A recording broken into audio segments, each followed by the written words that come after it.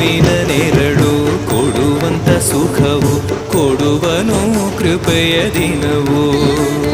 ಸ್ಥಿರ ಇರುವ ಮನ ಎನಗಿರಲಿ ಶರಣಾಗತಿ ಎಂದು ಬರಲಿ.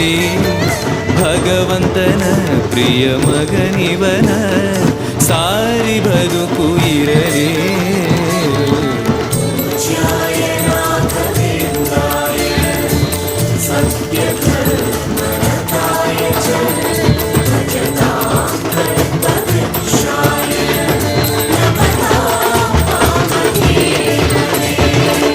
ಆಲಯವೆಂದರೆ ಮಂತ್ರಾಲಯವೇ ಬೇರೆ ನಾರಿಯಲಾರೆ.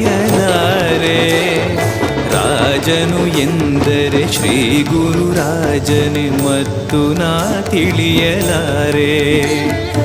ಆಲಯವೆಂದರೆ ಮಂತ್ರಾಲಯವೇ ಬೇರೆ ನಾರಿಯಲಾರೆ. ರಾಜನು ಎಂದರೆ ಶ್ರೀ ಗುರುರಾಜನೇ ಮತ್ತು ನಾ ತಿಳಿಯಲಾರೆ.